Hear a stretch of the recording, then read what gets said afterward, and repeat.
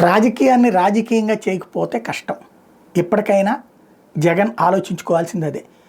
మనం ఏదో ఒక సంస్థ యజమాని తరహాలో రాజకీయం చేస్తే కుదరదు. ఇప్పుడు అసెంబ్లీలో తనకు ప్రతిపక్ష స్థానం ఇవ్వకపోవచ్చు, కానీ శాసనసభాపక్ష స్థానం ఉంటుంది. వైఎస్ఆర్ కాంగ్రెస్ పార్టీ పార్లమెంటరీ పక్ష నేతగా జగనే ఉంటాడు, ఇదే అసెంబ్లీ పక్ష నేతగా, శాసనసభ పక్ష నేతగా. కాబట్టి ఆ ప్రివిలేజ్ అతనికి ఉంటుంది. అట్లాగే అతని ఎమ్మెల్యేలు కూర్చోవడానికి అనేది కానీ ఓ ప్లేస్ అకామిడేట్ చేస్తారు, సచ్చినట్టు చేయాలి, చేయకపోతే ప్రపంచం చూస్తుంది.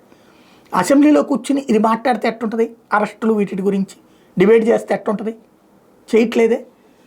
నెంబర్ 1. నెంబర్ 2,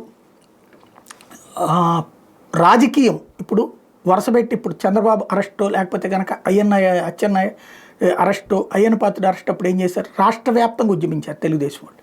వైసీపీ వాళ్ళు ఇతను పిలిస్తే కూడా వచ్చే పరిస్థితిలో లేరు. సోషల్ మీడియాలో పోస్టులు పెట్టండి అయ్యా అంటే అన్ని కోట్ల, వాస్తవం కనీసం అతని హయాంలో ఒక 2-3 లక్షల మంది అన్న ఏదో పదవులు అనుభవించి ఉంటారు కదా, 2-3 లక్షల మంది అన్న, కనీసం అందులో 50,000 మంది అన్న పోస్టులు పెడుతున్నారా? లేదు. ఇతను పోస్టులు షేర్ చేస్తున్నారంటే లేదు.